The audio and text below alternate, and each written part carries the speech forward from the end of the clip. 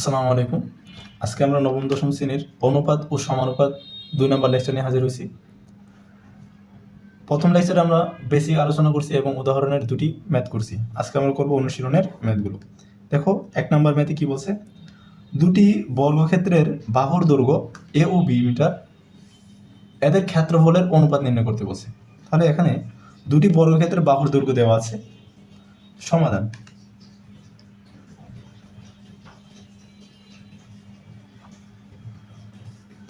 সমাধান,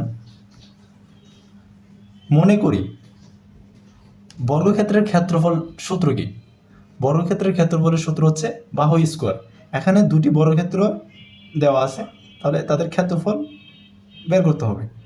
দুটি বর্গক্ষেত্রের বাহুর দৈর্ঘ্য দেওয়া আছে, এখন এদের ক্ষেত্রফল বের করব এবং ক্ষেত্রফল বের করার পরে আমরা এদের অনুপাত নির্ণয় করব।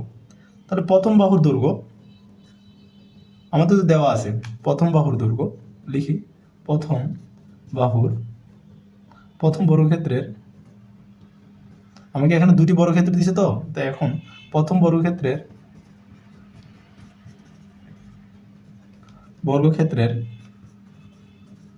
বাহুর দৈর্ঘ্য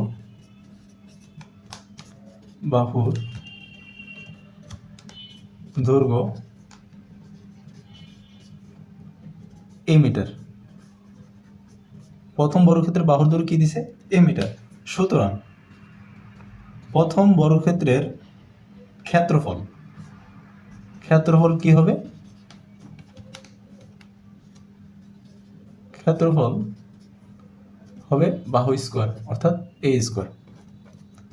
স্কোয়ার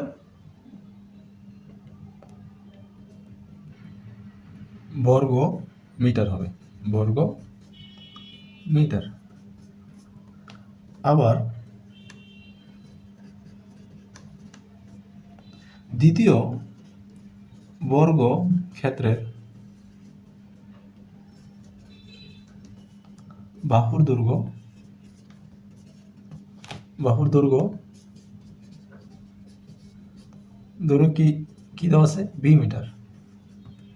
সুতরাং দ্বিতীয় বর্গক্ষেত্রের ক্ষেত্রফল হবে কি? ক্ষেত্রফল হবে বাহু স্কোয়ার, অর্থাৎ বি স্কোয়ার বর্গ মিটার। এখন আমাকে দুটি বর্গক্ষেত্রের ক্ষেত্রফল পেয়ে গেছি। প্রথমটার বর্গক্ষেত্রের ক্ষেত্রফল হচ্ছে এ স্কোয়ার, দ্বিতীয়টার বর্গক্ষেত্রের ক্ষেত্রফল হচ্ছে বি স্কোয়ার। এখন আমি লিখতে পারি দুটি বর্গক্ষেত্রের ক্ষেত্রফলের অনুপাত। সুতরাং দুটি বর্গক্ষেত্রের ক্ষেত্রফলের অনুপাত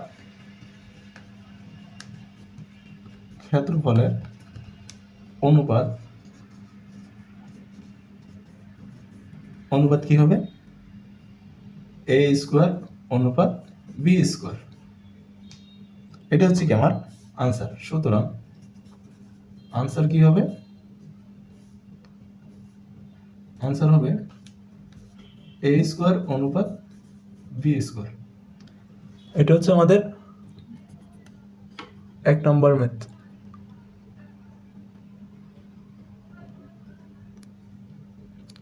তাহলে আমাদের কি বার করতে বলছিল? ক্ষেত্রফলের অনুপাত বের করতে বলছে, তা আমরা ক্ষেত্রফলের অনুপাত বের করছি। এখন আমরা পড়ব 2 নম্বর ম্যাথ। দেখো আমরা 2 নম্বর অঙ্কটা করব। 2 নম্বর অঙ্কে কি বলছে? একটি বৃত্তের ক্ষেত্রফল একটি বর্গক্ষেত্রের ক্ষেত্রফলের সমান। একটি বৃত্তের ক্ষেত্রফলটা হচ্ছে কি? বর্গক্ষেত্রের ক্ষেত্রফলের সমান। এদের পরিসীমার অনুপাত নির্ণয় করতে বলছে। তাহলে বৃত্তের ক্ষেত্রফল আর হচ্ছে বর্গক্ষেত্রের ক্ষেত্রফল সমান বলে দিয়েছে। এখন বৃত্তের পরিসীমা এবং বর্গক্ষেত্রের পরিসীমার অনুপাত নির্ণয় করতে হবে। তা আমরা মনে করি বৃত্তের ব্যাসার্ধ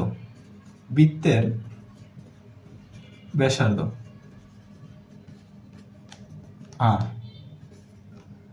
বৃত্তের ব্যাসার্ধ যদি আর হয়, তাহলে বৃত্তের ক্ষেত্রফল কি হবে? বৃত্তের ক্ষেত্রফল হচ্ছে পাই আর স্কোয়ার। বৃত্তের ব্যাসার্ধ আর, তাহলে বৃত্তের ক্ষেত্রফল, সুতরাং বৃত্তের ক্ষেত্রফল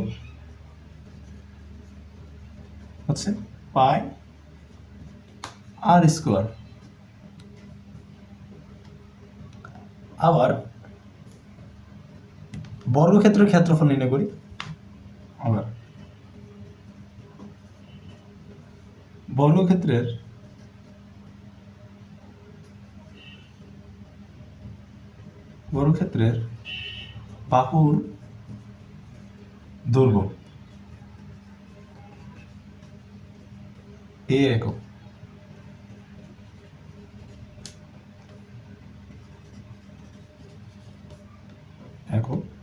বর্গ একক।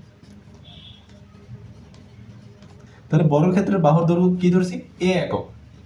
বর্গক্ষেত্রের বাহুর দৈর্ঘ্য হচ্ছে এ একক। তাহলে বর্গক্ষেত্রের ক্ষেত্রফল কি? সুতরাং বর্গক্ষেত্রের ক্ষেত্রফল আমরা জানি ক্ষেত্রফল হচ্ছে বাহু স্কোয়ার বর্গ একক। তাহলে বৃত্তের ব্যাসার্ধ আর ধরছি, তাহলে বৃত্তের ক্ষেত্রফল হচ্ছে পাই আর স্কোয়ার। বর্গক্ষেত্রের বাহুর দৈর্ঘ্য এ ধরছি, তাহলে বর্গক্ষেত্রের ক্ষেত্রফল জানি কি? বাহু স্কোয়ার অর্থাৎ এ স্কোয়ার।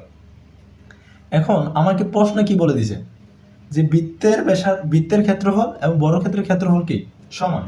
এখন লিখব প্রশ্ন মতে আমাকে যেহেতু বলে দিছে বৃত্তের ক্ষেত্রফল এবং কি বর্গক্ষেত্রের ক্ষেত্রফল সমান, আমাকে সমান বলে দিছে, সুতরাং প্রশ্ন মতে বৃত্তের ক্ষেত্রফল পাই আর স্কোয়ার সমান কি? বাহু স্কোয়ার, বা এ স্কোয়ার সমান কি লেখা যায়? পাই আর স্কোয়ার। সুতরাং এ ইকুয়াল লেখা যাবে পাই রুট পাই আর স্কোয়ার। তাহলে এর মান কত পাইছি? পাই আর স্কোয়ার, বা এটাকে আর মানে লেখা যায় পাই স্কোয়ারে রুটে কাটা যাবে আর এর উপরটা, তাহলে সুতরাং এ ইকুয়াল লেখা যাবে রুট পাই আর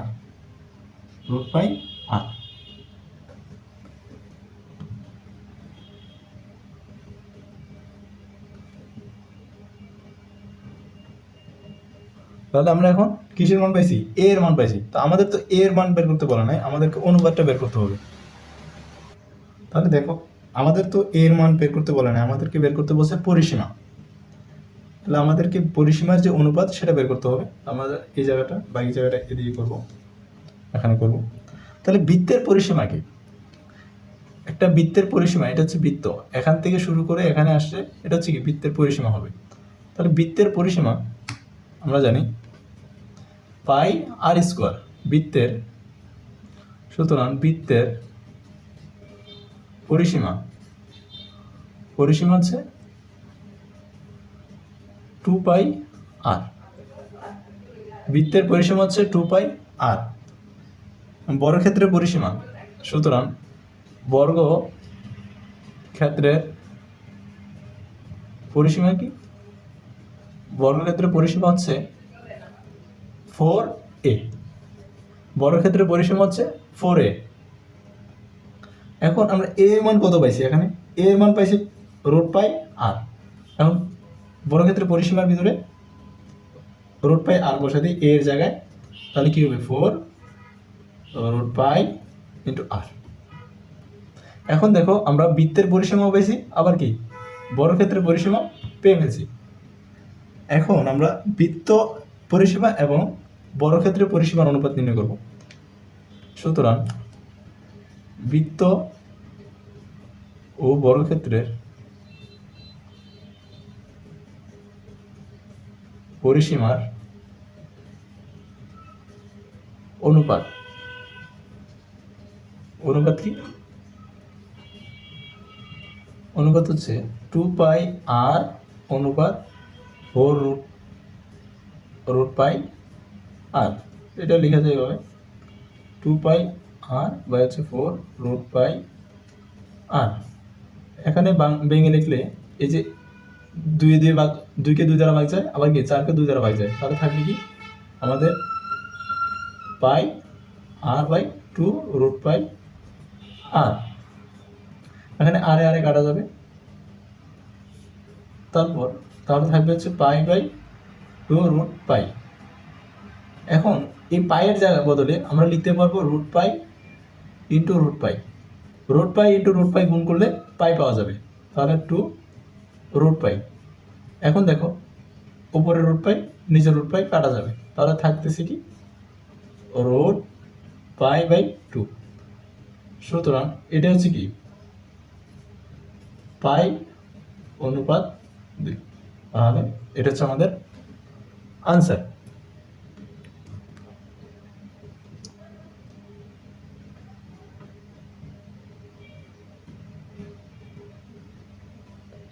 তাহলে প্রথমকে দেখো, আমরা প্রথম আবার একটু বুঝি। প্রশ্নে বলছে একটি বৃত্তের ক্ষেত্রফল ও একটি বর্গক্ষেত্রের ক্ষেত্রফলের সমান। তাহলে বৃত্তের ক্ষেত্রফল এবং বর্গক্ষেত্রের ক্ষেত্রফল কি সমান বলে দিয়েছে, এদের পরিসীমার অনুপাত নির্ণয় করতে বলছে। আমরা প্রথমে ধরে নিয়েছি বৃত্তের ব্যাসার্ধ আর, বৃত্তের ব্যাসার্ধ যদি আর হয় তাহলে বৃত্তের ক্ষেত্রফল হবে পাই আর স্কোয়ার। আর বর্গক্ষেত্রের বাহুর দৈর্ঘ্য ধরে নিয়েছি এ, বর্গক্ষেত্রের বাহুর দৈর্ঘ্য এ হলে বর্গক্ষেত্রের ক্ষেত্রফল হবে বাহু স্কোয়ার অর্থাৎ এ স্কোয়ার। এখন যেহেতু আমাকে প্রশ্নে বলে দিচ্ছে বৃত্তের ক্ষেত্রফল এবং বর্গক্ষেত্রের ক্ষেত্রফল সমান, সুতরাং আমরা লিখতে পারি কি বৃত্তের ক্ষেত্রফল সমান বর্গক্ষেত্রের ক্ষেত্রফল। তো এখান থেকে আমরা এর মান পাইছি। তো আমাদের হচ্ছে মেইন প্রশ্নে যেটা বের করতে বলছে সেটা অনুপাত, পরিসীমার অনুপাত বের করতে বলছে। তাহলে বৃত্তের পরিসীমা হচ্ছে 2πr, বৃত্তের পরিসীমা হচ্ছে 2πr, বর্গক্ষেত্রের পরিসীমা হচ্ছে 4a। এখন এর মান আমরা এখানে কি পাইছিলাম রুট পাই আর, রুট পাই আর। এখানে এর জায়গায় আমরা রুট পাই আর বসাইছি। এখন আমরা বৃত্তের পরিসীমা পাইছি, বর্গক্ষেত্রে পরিসীমা পাইছি। এখন এদের অনুপাত নির্ণয় করতে বলছে। তাহলে বৃত্ত ও বর্গক্ষেত্রের পরিসীমার অনুপাত হবে কি 2πr অনুপাত 4 রুট পাই আর। তাহলে এখানে দেখো দুইকে দুই দ্বারা ভাগ যায়, আবার 4কে 2 দ্বারা ভাগ যায়। তাহলে 2কে 2 দ্বারা ভাগ করলে 1 লিখতে হয় না, আবার হচ্ছে 4কে 2 দ্বারা ভাগ করলে হচ্ছে 2, এখানে 2 লিখছি। তারপর হচ্ছে দেখো তাহলে আছে কি পাই আর বাই রুট পাই আর। এখানে আবার আরে কাটা যায়, তাহলে আরে কাটা গেলে থাকবে কি পাই বাই 2 রুট পাই। এখন আমরা পায়ের বদলে root pi into root pi মানে হচ্ছে pi, root pi into root pi সমান কি পাই লেখা যায়। তো এখান থেকে পাই কাটা যাবে, রুট পাই কাটা গেলে আর উপরে থাকবে রুট পাই, নিচে থাকবে 2। এটা হচ্ছে আমাদের কি অনুপাত। সুতরাং অনুপাত কি পেয়েছি রুট পাই অনুপাত 2। তাহলে আজকে আমাদের দ্বিতীয় পর্বে এতটুকুই থাকবে, পরবর্তী পর্বে ইনশাআল্লাহ খুব তাড়াতাড়ি দেওয়া হবে। ধন্যবাদ।